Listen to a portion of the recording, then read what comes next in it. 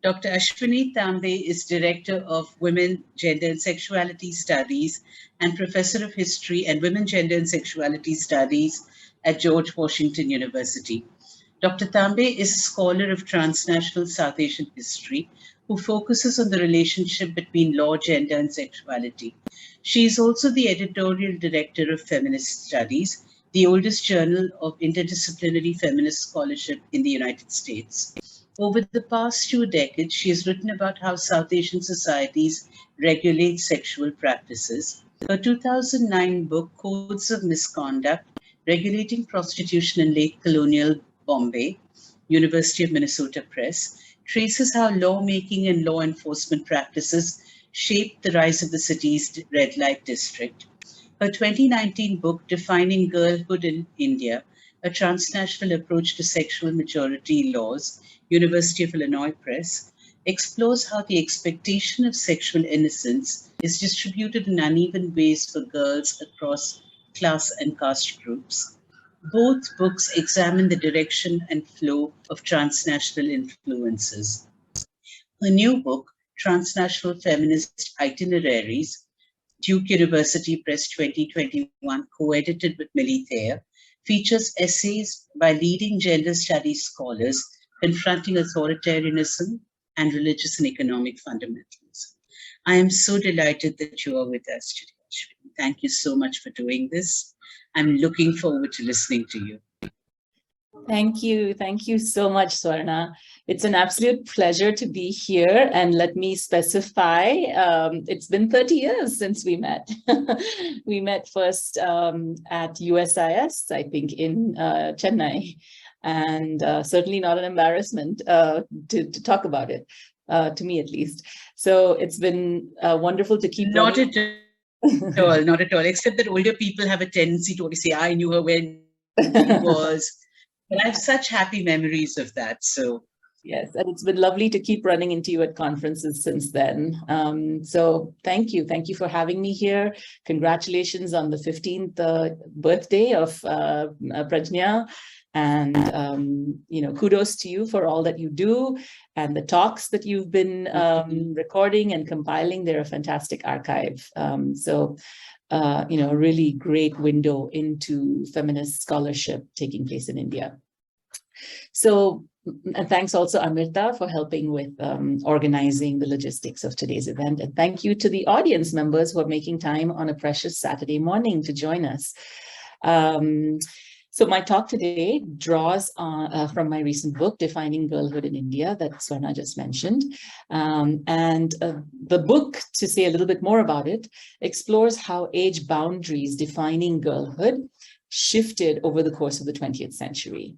I examine legal debates, medical and psychology textbooks, magazines, state and NGO reports, and I do that to detail several shifts that took place over the course of the 20th century and the early 21st century.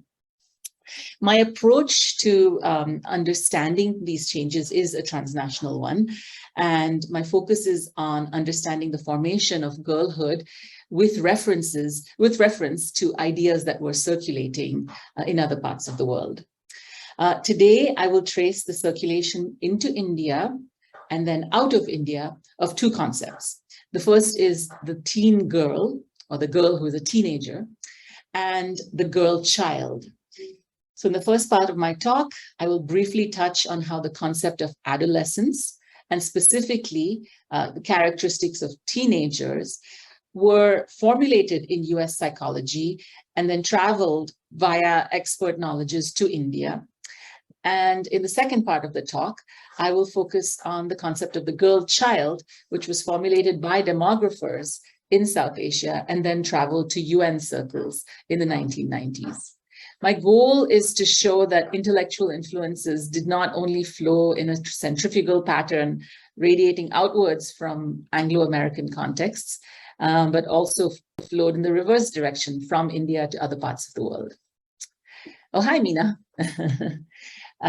My book engages a central question that has bedeviled lawmakers for several decades now, which is, when does girlhood end and when does adulthood begin? For a long time in many parts of the world, this question was addressed using a physiological marker, the onset of menstruation. Menarche, or the onset of menstruation, was viewed as marking sexual maturation and consequently marriageability. Let me quickly switch to sharing screens now, and please let me know if you can see it before I keep going. Are you seeing the full screen? Yeah? Yes. Okay, great. So menarche was treated as a crucial life event and public knowledge. So we have so many customary practices in South Asia and in other parts of the world. So Ritu Shuddhi, for instance, in Tamil households, or the quinceañera, which is practiced in Central America and Mexico. The point is that the onset of menstruation was seen as something worth celebrating, and it marked a child as being marriageable. However, in the 20th century, a broad intellectual consensus emerged that the onset of menstruation did not signal readiness for marriage. The delinking of physiological maturation and emotional or psychological maturity was a really crucial intellectual intervention in US psychology. And specifically, it's the concept of adolescence that was formulated by G. Stanley Hall that proved to be most consequential.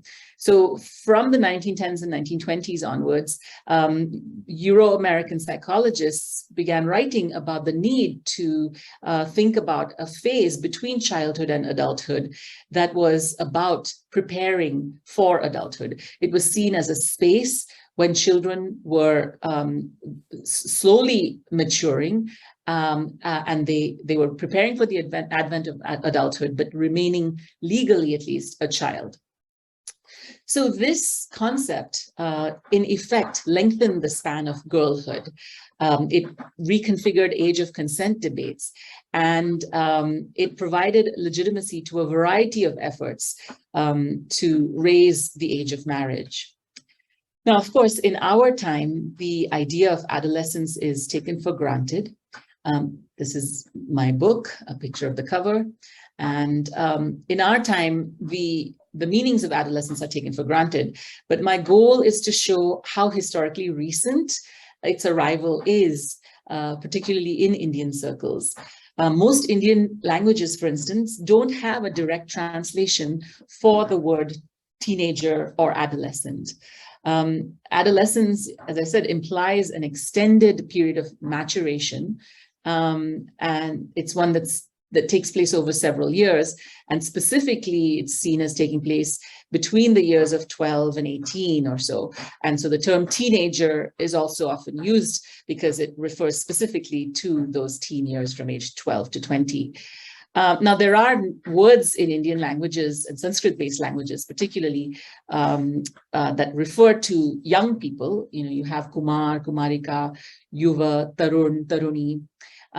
But there are none that actually connote fixed age coordinates. The closest word in use for a teenage girl in Sanskrit-based languages is Kanya, and that translates as virgin, which also is sometimes used to connote readiness for marriage, her readiness for marriage.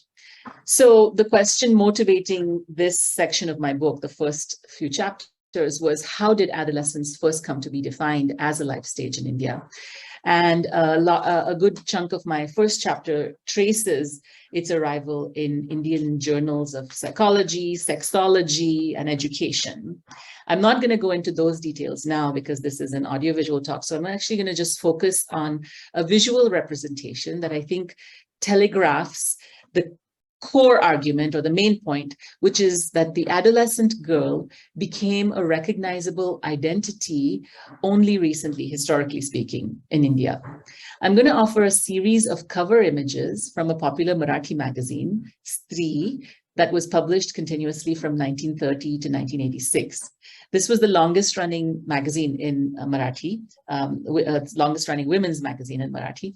And what was distinct about it was the role that artists played in illustrating its covers. So many of them were drawn from the JJ School of Art, and they were often commissioned to produce covers for it on a monthly basis.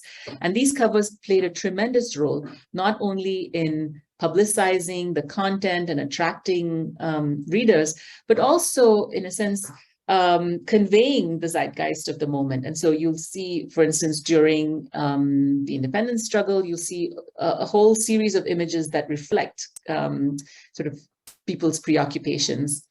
I also find it really interesting because there is a range of ages for the characters that you see on the cover. So, for instance, the cover here on the right is one of the earliest ones.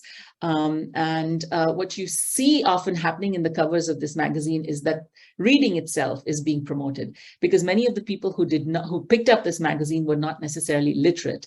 So the covers also had to do a lot of work.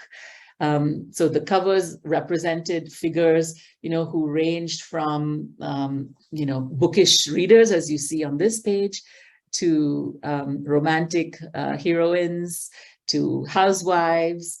And my goal, when I've actually archived these covers, and I can direct you to a website where I've done so.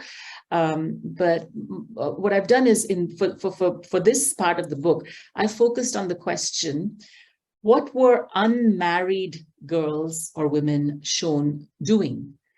And you probably all will understand when I say that it is not that difficult to ascertain who is a married figure, because of the predominance of the, or the sort of very normative views of the Mangal Sutra among Hindu upper caste women.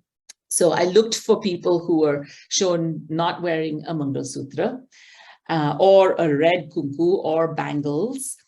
And I focused on what they were shown doing. And what was interesting to me is that there were actually not too many covers that fulfilled those criteria in the early decades of the magazine. There were lots of figures who were girls, so people who, were recognizably young. So here is an example from September 1948. Of someone who's clearly, 12 years old or younger. And there were also plenty of women who were married, and I'm sharing some examples, some typical examples here. But I didn't find a lot of figures who occupied that, who sort of occupied that zone in between. The examples I could find were figures not wearing Mangal Sutra. Often wore what could be seen as schoolgirl garb. So, for instance, here, both of them have their hair tied in 2 braids and also, bundled up, which to my eyes connotes uniform. It's usually something that you're supposed to do, keep your hair very tidy.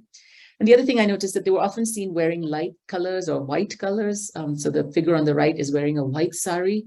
And as you all know, this is a color that was rarely worn by married women, since it was reserved for widows. The second thing that I found really interesting is that their faces, to my eyes, seemed older than those of girls. They had elongated oval faces rather than round faces, and in some cases, elevated cheekbones rather than full cheeks, and wise eyes, suggesting knowledge rather than wonderment. Here are 2 more examples. This April 1955 cover figure also wears a white sari, looks very much like a uniform, but her broad brow and patient and mild features suggest a figure who's older than what we might associate with a schoolgirl. The second example from 1937 of 2 sports companions. Swarna, let me just make sure you're able to see the full image. Yes, yes. Okay, great. Yes, we are. So here, to me, I was struck by the seeming contrast between their age. They're both companions, but to me, the boy's face looks younger than that of the girl's. Her eyes and shaped eyebrows make her look more wise and knowing than him, and given his chubby face. So my point is that these images to me seem to suggest that the phase of being past puberty, but unmarried and not yet an adult, had no clear visual coordinates. I speculate that what we understand as adolescence was not always recognizable in these early periods in the 1930s and 40s. The content of this life stage was still being worked out or elaborated. The adolescent had no separate identity from either a woman or a child, but was an uncomfortable juxtaposition of the two.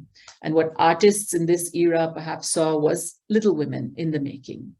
It is only later in the 1960s and 70s that we begin to see older girls who are not wearing saris and who we might recognize today as teenagers, such as these figures from covers in 1968, 1972, and 1976. They exemplify carefreeness with their open smiles. They seem unburdened by caregiving or mothering. And these traits, carefreeness and playfulness, have been described as the hallmarks of the teenage years, at least in the way that this concept was articulated in US psychology. In chapter 1, I track how ideas about adolescence and these traits of idealized adolescence began to circulate in psychology textbooks, and how there were conferences organized by educators to diffuse or at least popularize the concept of adolescence, so that educators had a sense of compassion and perhaps a little more understanding of what young people were going through. My claim here is that we cannot assume that the meanings of girlhood are self-evident. So if we are to think about the legal age boundaries, I'll just stop sharing for a moment because I'm not going to be sharing a slide for a while now, for a couple of minutes at least. Yeah, if we are to think about the legal age boundaries of who counts as a girl, it's quite shocking how much those age boundaries have changed in recent Indian history in the last 100 years. So as many of you may know, in the 1890s, the age, someone who was below 10, who'd reached the age of 10, was legally able to get married until the age of consent. Debates in the 1890s put that in question, and then raised it to 12. So at the turn of the 20th century, the age of marriage for girls was 12. And then it was raised further to 14 and then 15. And then finally in the 1970s to 18. That is quite a jump in the course of one century. The second point is that when you try to think about how child labor laws also configure or imagine childhood, the focus there has primarily been on factory work or formal workforce spaces. And the glaring sort of lack of discussion of domestic work again makes us think about how the laws are actually quite ambiguous about when childhood ends for girls. As we all know, domestic work, whether paid or unpaid, shrinks the life chances of countless girls. The responsibility for caregiving, for cleaning, maintaining households is not seen as labor in the same sense, but it does important work in making young people, gendered feminine, have to assume the responsibilities associated with adulthood. Now, if we are to consider girlhood in a non-legal sense, we often think of traits such as innocence and vulnerability as associated with it. But these qualities are also contingent on social status. Historians have noted that around the world, the entitlement to play has been the prerogative of those with the means to provide shelter and leisure to young people.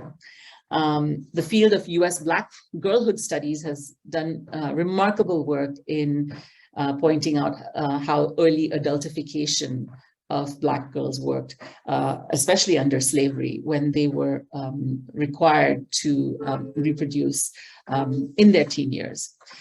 In the context of India, we can also see how early adultification works for those who are socially and economically disadvantaged. As I just said, they're compelled to be caregivers at an early age, look after other people's children or children who are sometimes even older than them, or they are compelled to get married as a route to gaining protection. So in other words, the cultural entitlement to girlhood is distributed in very, very unequal ways.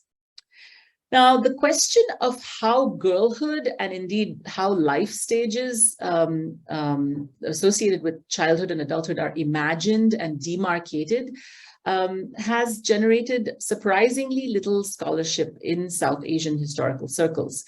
We study child labor and policies affecting children far more than we study childhood itself and what the meanings associated with childhood and girlhood in particular are. So part of my effort in this book is to, deepen some of those conversations. Let me now move to the second part of my talk. So I've just shared reflections on the concept of the teenager and specifically what that meant for girls. And now I'm going to move to this really distinct term that emerged out of South Asian demographer circles, the girl child. So the concept of the girl child emerged in Indian development, demography, and sociology circles in the late 1980s. But what's really striking is how it traveled very quickly in multi-directional ways to UN agencies and to other parts of the world via UN agencies. In my book, I offer a genealogy of this term, tracing how its age coordinates shifted in its trajectory from Indian demography to UN circles. Now, many of you know this story of how and why a focus on the girl child emerged in the 1980s. Feminist sociologists and economists were very, very alert in that time to girls' deeper vulnerability to malnutrition, to violence, and to feticide. Their campaigns successfully led to many policy shifts, such as banning prenatal sex selection. And the government in Maharashtra moved to make all education for girls free in 1985, that is until the end of high school. In 1987 in New Delhi, there was a campaign on the rights of the girl child, and a national workshop on the girl child was led that year. And by 1989, the government of India produced a report called The Lesser Child, the Girl Child in India. Now, this interest in girls was specifically related to a problem that demographers had focused on, which is the uneven sex ratio, particularly in swaths of North and Northwest India. The compounded effects of female feticide, female malnourishment, and female infanticide had led to this deeply imbalanced sex ratio. And this problem was most famously crystallized in the phrase missing women, which Amartya Sen popularized in an article in the New York Review of Books, when he estimated that over 100 million girls or women were missing as a result of such practices. The growing concern with girls in this period led to consensus among SAARC countries, the South Asian Association for Regional Cooperation. Their ministers declared in 1990 that that was the year of the girl child, and they asked that the entire decade, 1991 to 2000, be called the decade of the girl child. This advocacy spread to the United Nations, and first via the United Nations Children's Fund, or UNICEF. In 1990, the UNICEF Executive Board approved placing a priority focus on the girl child. And I've looked at the reports of the proceedings of meetings, and it's clear that they attribute this emphasis to South Asian members. noting that the countries of SAARC had led the charge in this focus. In 1991, the UNICEF booklet called The Girl Child, An Investment in the Future, also draws heavily from research on South Asian scholars, and particularly scholars from India, such as Neera Sohani, an Indian economist who worked for UNICEF in New Delhi and then in New York. Later booklets also cite the work of scholars in India, such as Sundari Ravindran, Meera Chatterjee, Shanti Ghosh. So clearly, this is a term that emerged out of a very local concern and then moved to other parts of the world. And what I also track in my book is how the problems associated with girls were quite different in other parts of the world. So for the activists in sub-Saharan Africa, many of the concerns were related to violence against adolescent girls, and not so much, female infanticide or feticide. But all of this was covered under this single umbrella of problems that girl children faced. Let's pause for a moment to actually think about this term, the girl child. At first glance, it's clear that there's an odd tautology. A girl is a child. So the question is, why is it that it made sense to add the word child at the end? I think, first of all, it clarified that those who were concerned about this problem were specifically focused on girls rather than boys. So the child in question is a girl rather than a boy, because there are gender-specific issues that are being signaled. But more importantly, I think the suffix child connotes more specific age coordinates than the word girl would have. This is because the word girl is used so loosely. So in India, even women who are in their early 20s and 30s who are not married are described as girls. It's only after they're married that they then are described as women. So the suffix child, I think, reminded readers that these were young girls that were in question.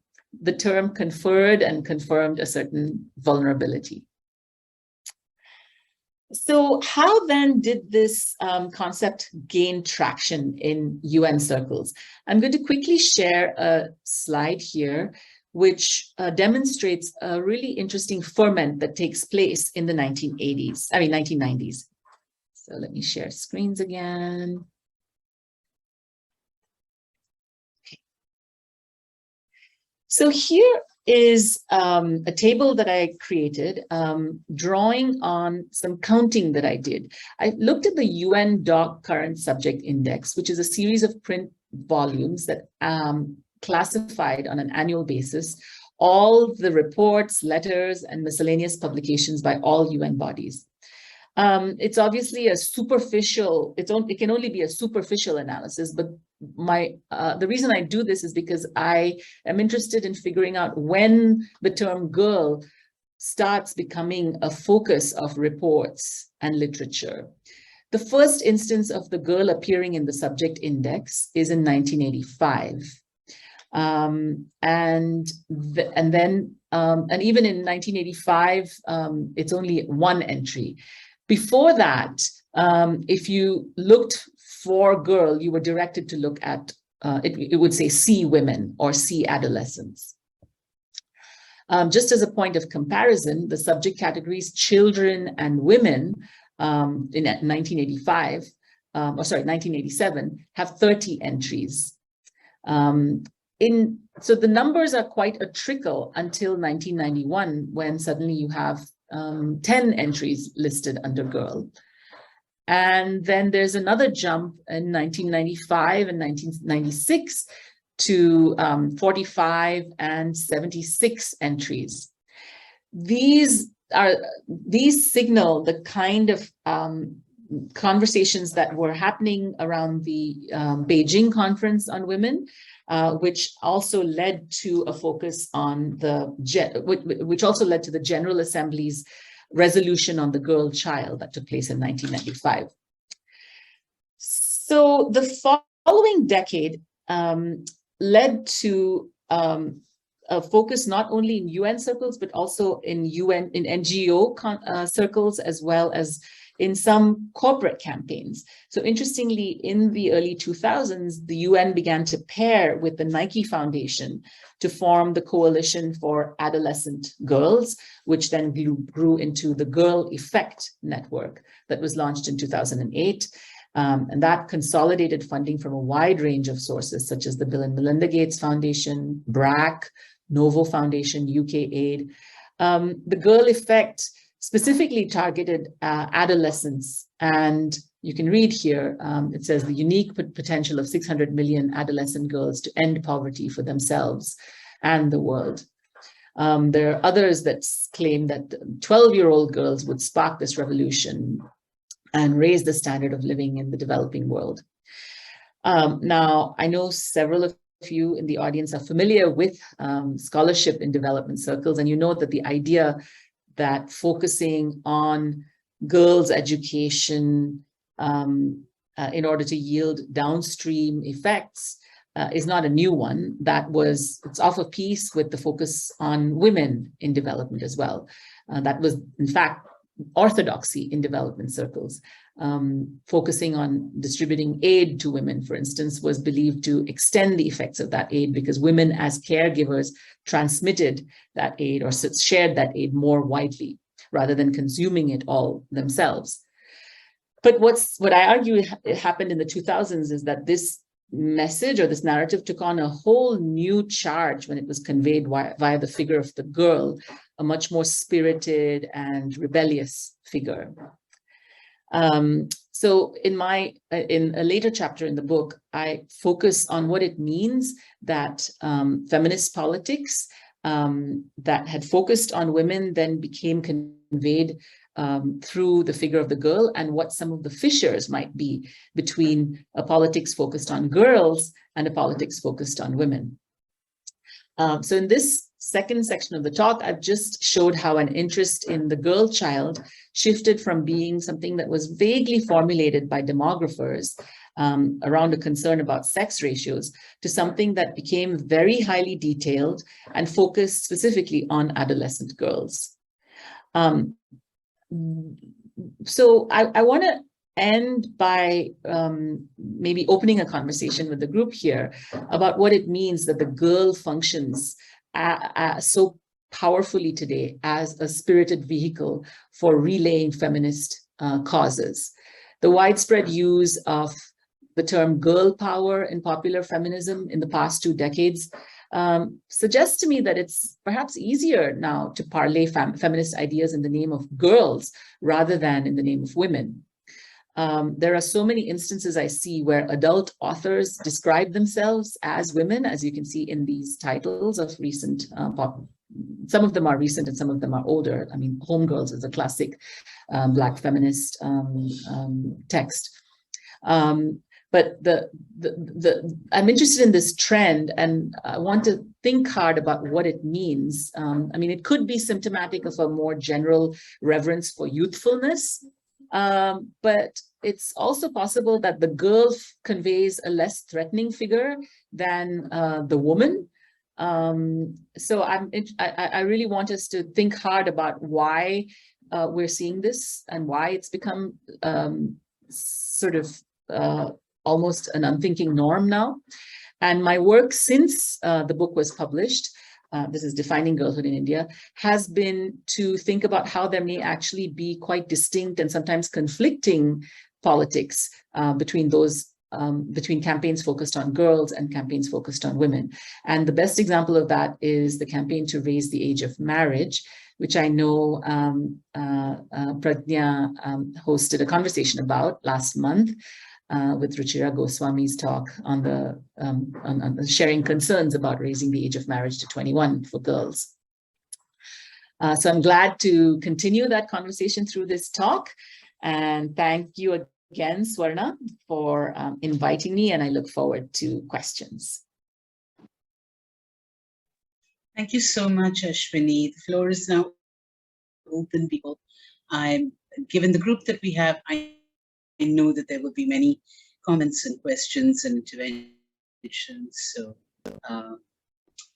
Manchi, Prajna, Shakti, Meghna, Sudhir, Anu, Aditi, Meena, over to you. But this was really interesting because so many of those images are so familiar, no? The ones that you started with. And I've now reached that point where when people detail things that happened in the last 30, 40 years, oh yeah, I remember that. I remember that headline. I remember that article. You know, so it's kind of nostalgic almost. And just to have someone make a story of what you accidentally saw. Meena, you turned on your video. Please come in. Yeah, I thought since there were just a few of us, you know, I might as well put the video on. Please. Yeah, so thank you for this very nice talk, and thanks Ashwini for this, you know, wonderful presentation and introduction to your book. I was just thinking, I mean, I'm still thinking about many things that you said, but the last slide that you spoke of where you said that, you know, the girls, the presence of the girl coming out in so many productions and publications. I would think that that sort of a political assertion is happening more in North America, whereas here the presence of the girl is still in a developmental sense, or in, you know, so one is, so I don't know if it's okay to say that is more political, whereas here it's developmental. What would you think about that? First, Meena, it's wonderful to meet you because I read your review of my book and I really appreciate it. So thank you for that. It's always very gratifying to read reviews. So I appreciate it. Many years ago, yeah. Yeah. So thank you for that. Wonderful question as well. You know, you're right that there's a very you know, specific kind of charge that the term girl has in popular feminism in US circles.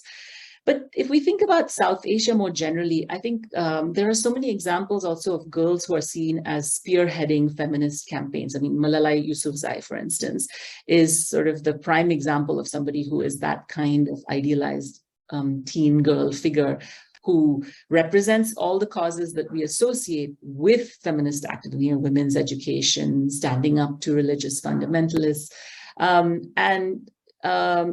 But when you look, I've often wondered why it is that Malala became the face of such activism when there are other examples. I mean, from Afghanistan, Rawa for decades has been standing up to the Taliban, and why it is that Malala specifically captured the imagination of so many people. Certainly it was perhaps the violence that was directed against her, but there's also something about her age. You know, someone who is young and also already advocating.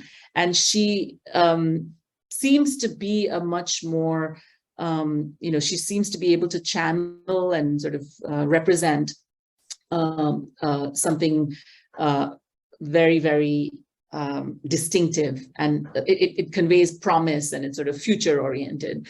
So you're right that, but I understand you when you say it's development, you're referring to the fact that it's used a lot in development discourse. Is that what you mean? Yeah, absolutely. So these campaigns that are focused on girls' education, you know, delaying marriage, they're all very focused on the problem of seeing of girls' limited life chances and how we should change that. And so those campaigns that I just shared, whereas the way in which the girl gets picked up in the North American context is, you know, it's not with reference to delaying marriage as much as it's adult women terming themselves girls, because that conveys a certain kind of, as I said, spiritedness or rebelliousness or fearlessness. Something about calling oneself a woman immediately connotes sort of being other-oriented, more responsible, you know, maternal, right? And I think many feminists want to distance themselves from those traits. Yeah, thank you. I hope I answered. Yeah. I mean, absolutely. It's a question for the women's movement and feminist politics itself, that why is it that, or maybe it's a question towards researching more on the politicization of young women and, you know, young girls in India as well, because there's a lot of real, political presence, but maybe it's not coming out that much. Yes, yeah. More reflected in the developmental terrain, I suppose. Yeah, right. I gave a talk on my book actually to a group of college students a couple of days ago who were probably in their, ranging from age, I would say 16 to 20 or so. And I was struck by how much this message of, or just this idea of detaching oneself from maternalist politics appealed to them. They said, one person asked a fantastic question saying, I really think that, when one is a feminist who's doing good and serving others, that kind of a feminist gets celebrated very easily. But when one does something for oneself, you're stigmatized. And why is that? And that's exactly the fissure, right? The pressure point, so to speak. A maternalist, other-oriented politics versus one that is focused on self-determination that may not always be aligned with collective interests. Yeah. So it's troubling too. Because I come from a generation where thinking in terms of the collective came first. Mm-hmm. Yeah. But also from the position of being from the same generation, more or less, I think the one of the things that I'm thinking about in parallel to what you were talking about, Ashwini, is also the place of, in the Indian feminist context, the place of the middle generation, people like us, between what remains a deeply gerontocratic culture, whether it's in social movements or in politics. It's always like, oh, they're bigger, they're better, they're legendary. And then the crush and pressure of younger people who actually, especially in urban centers, embody the confidence of the girl power,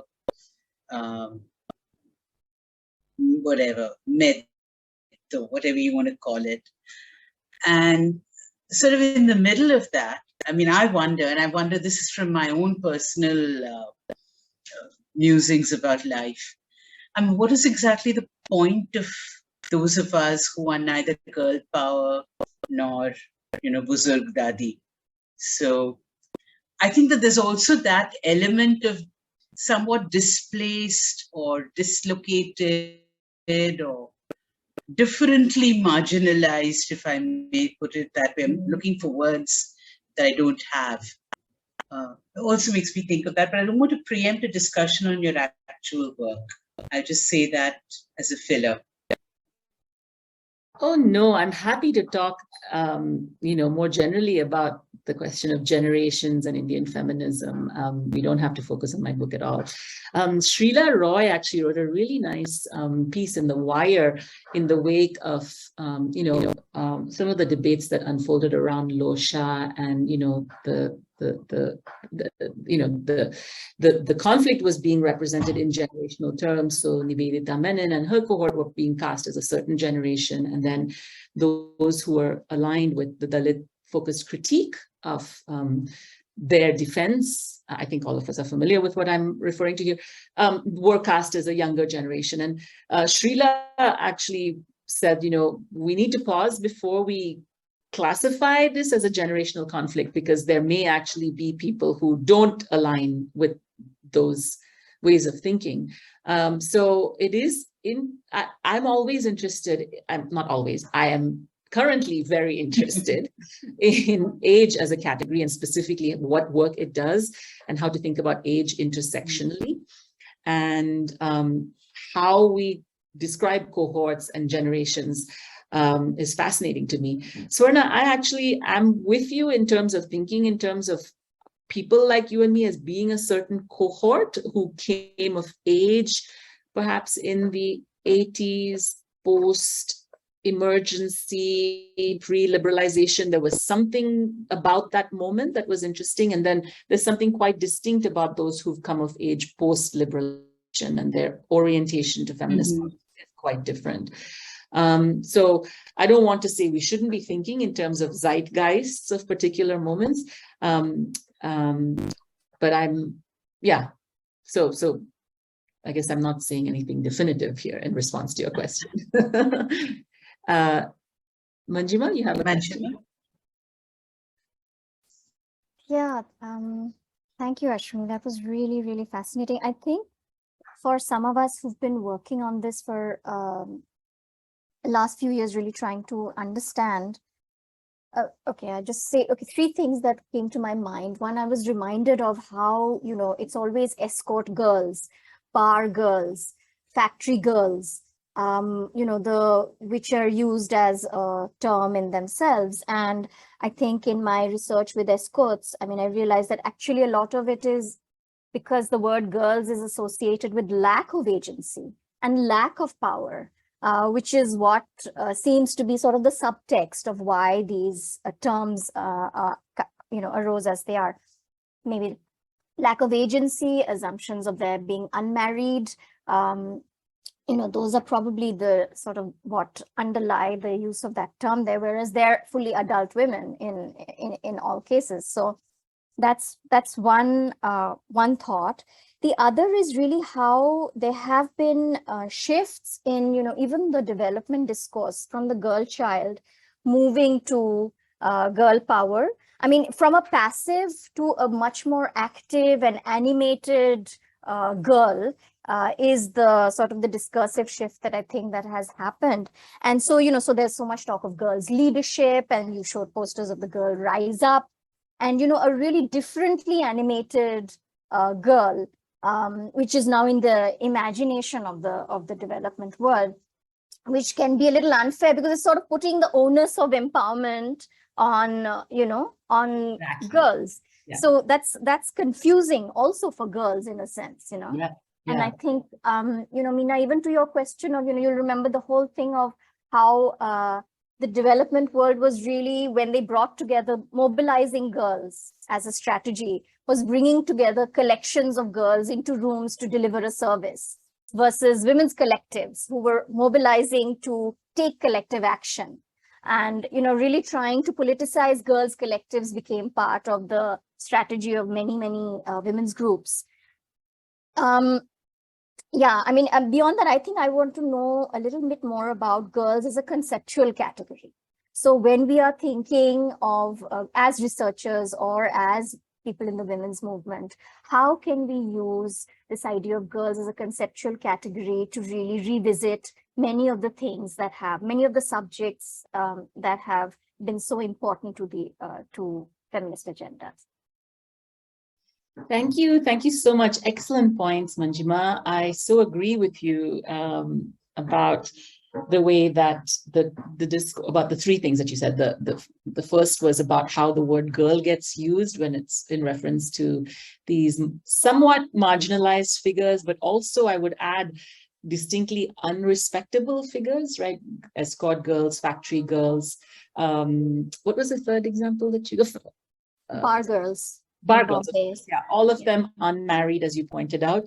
The term girl there, I think, is meant to also suggest something that is, their sort of their sexual availability, as well as their, the fact that they are not following the norms of sexual respectability. They're not married. They're not women. They can't, aspire to that full status because they're not married. There also, I think, I don't know, those who dance, in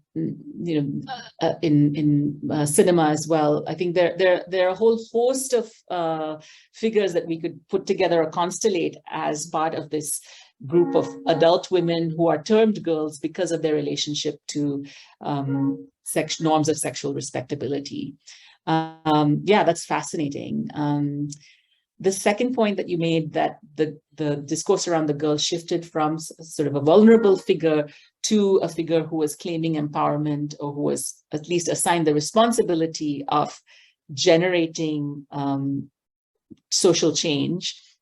That's absolutely spot on. That's also the argument that I make in this chapter, that there is something distinctive that happens when you have a focus on investing in girls, and that's what takes place in this moment in the 2000s. It becomes a financialized discourse, and it is extremely unfair to place that onus on girls alone as being responsible for generating this kind of widespread social change. And my critique, the critique I offer is that this too treats girls in instrumental ways as a means to other ends, right? It's not about girls themselves or what girls are asking for. It's about what girls can do for the nation or for their communities. The third question you asked about how to conceptualize girls is a really difficult one. I mean, I think technically it's important to think about how the figure of the female child is being elaborated in various contexts. For me, the reason I wrote this book is actually because I was puzzled by the discrepancies between the age boundaries that define the girl. So if in the context of child labor, it was one boundary. In the context of the age of consent debates, it was another age boundary. For age of marriage debates, it was another age boundary. Laws on sex work and the sex trade, colonial prostitution laws that I looked at also defined another age boundary. So that instability in the age coordinates of girlhood is what motivated me to start this project. And I would say that is something that we should actually focus on. 18 as the age boundary is a very, very recent, introduction as an age boundary. It was only in 1989 that the Convention on the Rights of the Child defined it as a kind of universal boundary, but we sort of almost unthinkingly assume that, yes, of course, it's always been that way, but it hasn't. And so asking, that question of what these different age boundaries mean and how to think about maturity, I find that a fascinating question. Perhaps one important conceptual intervention I would offer is that we need to, be more specific about the age coordinates of the girls in question. The female infanticide and feticide are a whole different kind of issue than the issues associated with, adolescent girls and deferring marriage. So in that sense, I think the term girl child does do important work if it helps us to focus on those under the age of 5. Is that where you were heading, Manjima, or am I missing your point about how to conceptualize the girl? How were you thinking about this question yourself? No, I think it's helpful to actually bring the question back to age. I think we also lose a sense of that because for us, it's actually not important. In law, it is important. In several things, it's important. In the everyday work with young women, adolescent girls, it's all a blur. So it's, so some groups would think of girls as those who they may be married, but perhaps they're still at their natal home. So they don't think in terms of age brackets, They would think that, okay, we're working with girls, and if you say, is it below 18, they'll go into a tizzy trying to really variegate their, cohorts age-wise, because that's not the definition they would use. But in terms of how I was thinking, and I think Swarna is also, I've spoken to Swarna about this as well, about how, for example, we club violence against women and girls together often. But actually the nature and the tone of what the kinds of violence that girls face and women face and the response to that is different. And so how can we, then perhaps we do use age as a conceptual sort of frame rather than girlhood. Although, I mean, that's how I'm saying that, how can we use it to understand, say, the difference between violence against women and violence against girls? Yeah, great. I agree. There's some very interesting literature on age itself as a concept that is fairly new in historian circles. So I was part of special roundtable in the American Historical Review 2 years ago that looked at age as a concept, but argued that we should do what we did with gender as a concept, and not assume that it has sort of these really fixed meanings that are grounded in biology, and also think about how age itself means different things in different contexts. So being a teen in one community in one part of the world may imply a whole set of responsibilities that it doesn't in other parts of the world. I mean, right now we're seeing a really interesting problem. On the one hand, there's the early adultification and sexualization of girls that takes place in popular culture. And it is accompanied by a deferral of adulthood in terms of people's ability to access jobs that keep them financially independent, access housing that is affordable, being able to pay off debts related to their own education. So the ability to gain full adult status and be economically independent is happening much later, at least in North American circles, even as people, especially young, those who are cis feminine, are being sexualized much earlier. So that is, we're in a very interesting moment.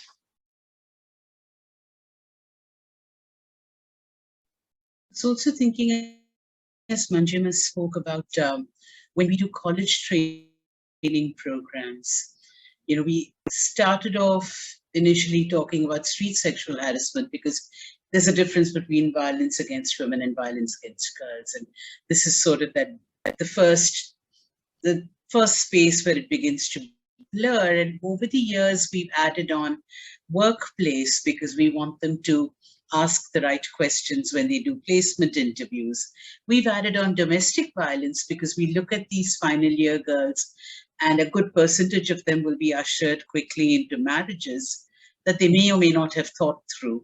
Yeah. So the lines also blur in terms of what, that's the other contrast. I mean, there's an earlier and earlier sexualization of children, but at the same time, there's less preparation for what another generation might have called the realities of life, but they are ushered into the other world very quickly. Yes. Without any transition, without the benefit of listening to adults around them discuss other adult lives, overhearing people's problems, overhearing people's strategies. Sorry, I mean, all my comments are just random, sort of intellectual. It's all interesting. You're right. I mean, young people, I feel now, compared to my cohort, start working earlier. They have the idea of having a job on the side while you're in college is also much more common now than it was. There's also a kind of generational affinity because among digital natives, because they feel themselves as having a separate culture of their own on their social media platforms that distinguishes them from other people, even 5 or 10 years older than themselves. So these age-based cohorts are becoming slimmer and slimmer in terms of the age range, right? So, my daughter who's 16 thinks of 20-year-olds as a whole different species. Yeah.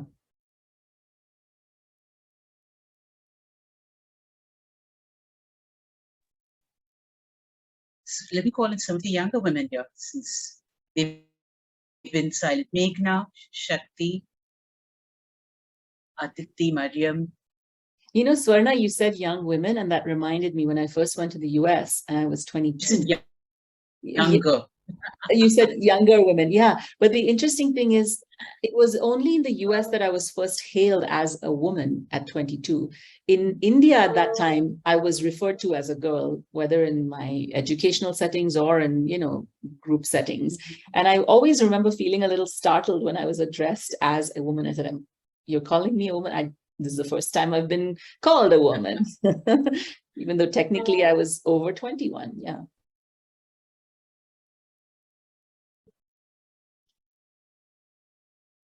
Maybe I'll jump in.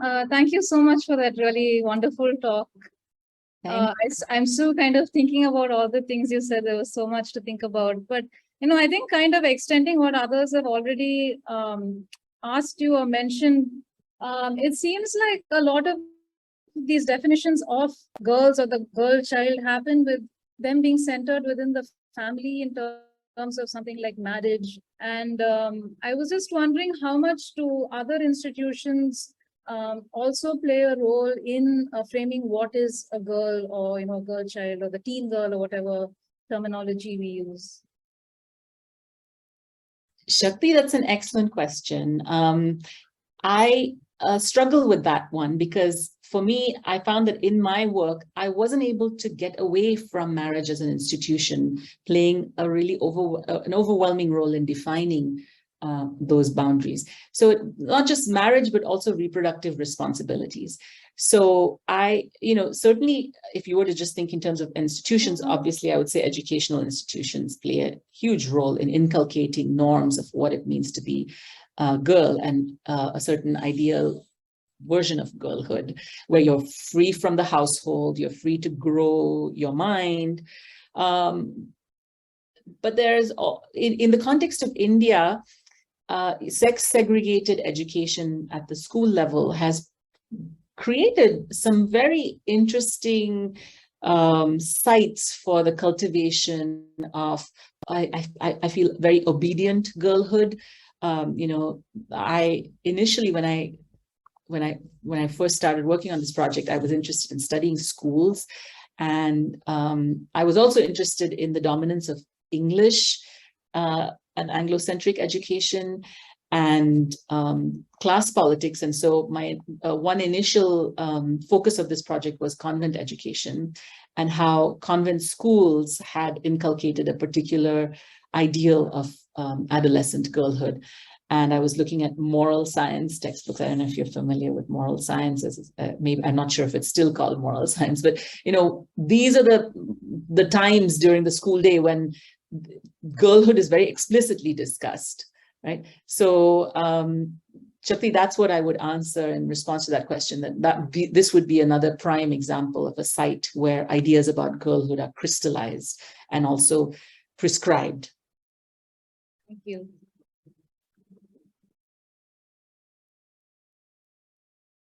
Speak up, me. Not a question really, ma'am, but when I was doing my undergraduate thesis, I did that on the healthcare of adolescent girls. And one thing that I noticed was that in policies, at least in India, there is no question of agency given to adolescent girls because adolescents themselves aren't seen as a category. So it's often just subsumed under, girls or children or maternal health care. You just have to find places where you can fit adolescent girls in. So how do you think we can re-examine the policy space to better include adolescent girls as a category that must be particularly focused on?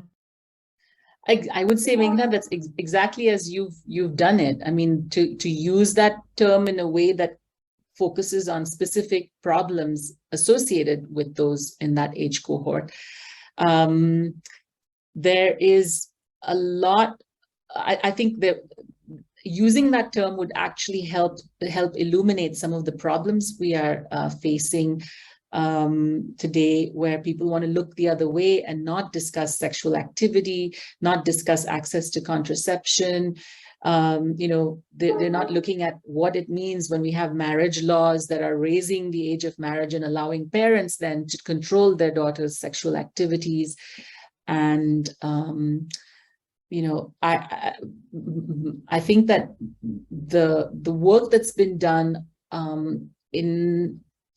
by development studies folks, by sociologists, is really, really important, because the kind of, as I think, Swarna, you are referring to, the kind of violence that somebody in that age range faces is actually very distinct. I mean, if we're talking about teachers or people on the street or family members, that there's a very distinct kind of vulnerability that girls in that age range face that is not captured when we just use the term women. Meghna, do you have ideas on what could be done better, since you have been doing this work?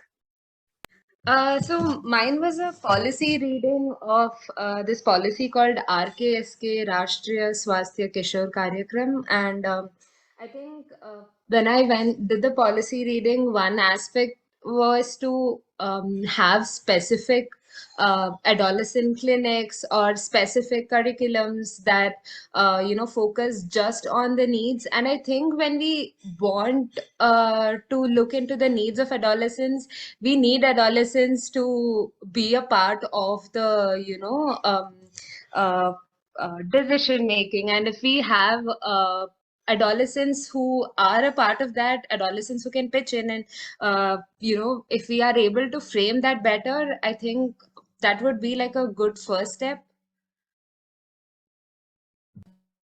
Yes, that's fantastic. Yeah. I wonder, there's a question here, Aditi. I wonder how you think caste complicates thinking about age intersectionally, especially in terms of how girlhood is constructed based on caste endogamous ideals. Yeah, absolutely, Aditi. I mean, the question Shakti posed about what are other institutions, I think after education, it would be caste, the caste system as an institution. And in a way, when we're talking about marriage, really, we are talking about caste endogamy in the Indian context because of the prevalence of arranged marriages and the way that arranged marriages preserve caste endogamy.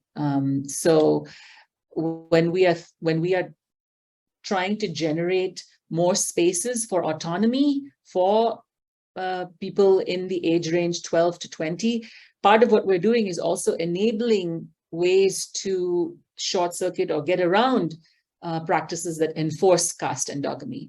I'll share a link perhaps a little bit later to a piece that I wrote on the problems with raising the age of marriage to 21. And it's based on just the observation that up till now, the child marriage laws that we have in place have been used overwhelmingly by parents who are prosecuting boyfriends or partners who they don't approve of because they come from other castes or from other religions. And so in name, these are laws that are supposed to be protecting young women and helping them become more self-actualized before they are forced to marry. But in practice, what's happening is that they are tightening parental control over the sexual practices of young people. If we are to think about how caste endogamy works, I think it's absolutely vital to think about how parents control marriage choices. But more generally, I think this problem of early adultification is one that has been experienced much more urgently by Dalit girls/women because they're perceived as being, first of all, not entitled to the same kind of shelter and the same kind of space for play and carefreeness. They are, seen as natural workers. They are seen as sexually available and therefore become more vulnerable. So early adultification is absolutely, a much more urgent problem, I think, for Dalit girls. So caste, I think, is, very important to sort of take into consideration. The other way in which I think, if we were to think about age intersectionally, and we were to think about, what being 18 means, for instance, when Indian feminists were discussing raising the age of marriage in the 1970s, they argued that there are some really important differences between urban practices and rural practices. So in urban areas, it was already a norm to marry over age 18, but in parts of rural India, it was absolutely not. So, girls were being married off much earlier. And the reasons that parents have given often is, obviously, it's not always, oh, we want to preserve our caste. It's always framed in terms of protecting girls, right? And what was important to note is that what they were trying to protect their daughters from was often violence by upper caste people. So providing the protection of marriage as a way to deal with the ever-present threat of violence is something that also is important to take into consideration. So I'm sort of offering different scattered thoughts in response to your question, but it's an absolutely central question.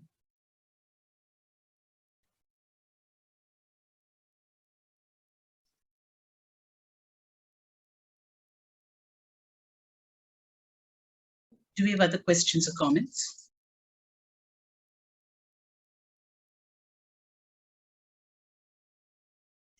I guess not. So I will just thank Ashwini for making the time.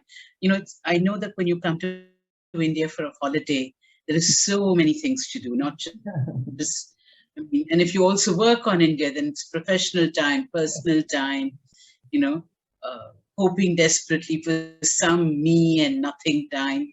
And despite all of that, you've made room for us this morning. I cannot thank you enough. And I'm grateful that at least this way I got to see you. It's been such a long time. It's been a long time. Please come again. Absolutely. I jumped at the opportunity, Swarna. It's been too long, and I'm really grateful for you including me as part of this series, which I think is excellent. It's really important to be doing this work and archiving this work for generations to come. Indeed. Thank you. Indeed. Come back soon. And thank you everybody else who came. Anu, I know that you log in at some ridiculous hour from the DC area where Ashwini also Anu, is. you're in DC? Oh, good to meet you. Hope to connect with you. So, everyone in the same time zone and everyone in other time zones, thank you for being here today. Great. All right. Thank you, Swarna. And I'll share the links with you maybe over email if you want to edit them into the final video.